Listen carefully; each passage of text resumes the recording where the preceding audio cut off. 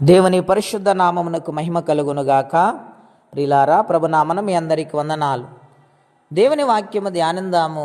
ఆదికాండము 22వ అధ్యాయము 5వ వచనం. తన పనివారితో, మీరు గాడిదతో ఎక్కడనే ఉండిడి, నేనును ఈ చిన్నవాడును అక్కడికి వెళ్ళి దేవునికి మ్రొక్కి మరలా మీ వద్దకు వచ్చేదమని చెప్పి. ప్రిలారా, ఇక్కడ అబ్రహాము గారు ప్రయాణం గురించి మనం చూస్తున్నాం.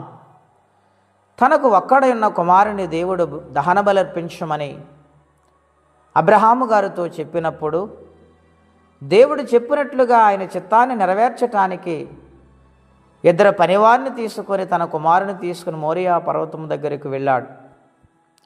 అక్కడ ఆయన అంటూ ఉన్నాడు పనివారితో, మీరు ఇక్కడ ఉండండి, నేనును నా కుమారుడు ఈ పర్వతం మీదకి వెళ్ళి దహన బలర్పించి దేవునికి మ్రొక్కి వస్తామని విశ్వాసముతో చెప్పారు. ప్రియులారా, అబ్రహాం ఎటువంటి విశ్వాసము కలిగిన వాడంటే, హెబ్రీయులు రాసిన పత్రిక 11వ అధ్యాయం 1వ వచనములో, విశ్వాసం అన్నది నిరీక్షింపబడే వాటి నిజస్వరూపమై ఉన్నది, అదృశ్యమైనవి ఉన్నవనటకు రుజువైనది. అటువంటి విశ్వాసముతో అబ్రహాము గారు బయలుదేరారు. లేనిది ఉన్నట్టుగా ఆయన నమ్మాడు. నా బిడ్డను తిరిగి నేను పొందుకోగలనే విశ్వాసముతో మోరియా పర్వతం ఎక్కుతూ ఉండగా తన కుమారుడు అంటున్నాడు, తండ్రి, కట్టెలు ఉన్నాయి, నిప్పు ఉన్నది, కత్తి ఉన్నది, బలర్పించుటకు గొర్రెది అని అడిగినప్పుడు ఆయన ఎంతో విశ్వాసముతో తన కుమారుడు అంటున్నాడు, కుమారుడా, అది దేవుడే చూసుకునని చెప్పి వారు ప్రయాణము చేసి వెళ్ళిపోయారు.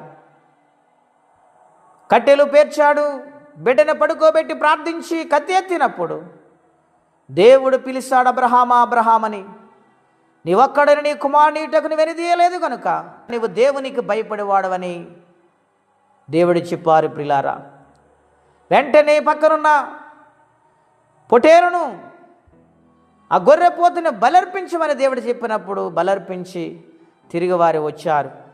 ప్రారంభములో పనివారు తంటూ ఉన్నాడు విశ్వాసముతో, నేను వెళ్ళి నా కుమారుడు వెళ్ళి తిరిగి మేము వస్తామని చెప్పాడు.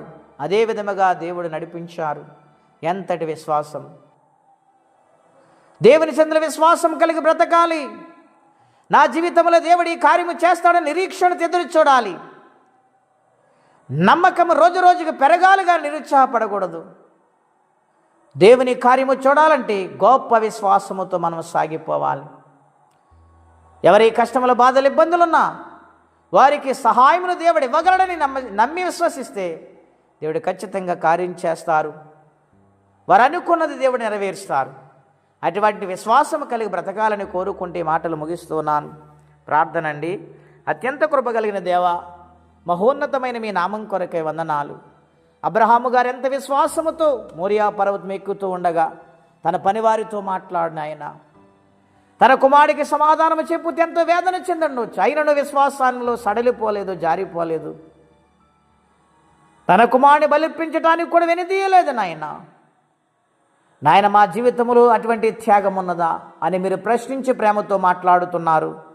అందుని బట్టి మీకు వందనాలు నాయన. మేము మా హృదయార్పణ కలిని సందులో నమ్మకంగా బ్రతికివారుగా సహాయం చేయమని, ఈ దినము దీవెనకరంగా మార్చమని యేసుక్రీస్తు వారి పుణ్యనామంలో ప్రార్థించి స్తుతించి వేడుచున్నాము తండ్రి. ఆమేన్. దేవుడు దీవించును గాక. ఆమేన్.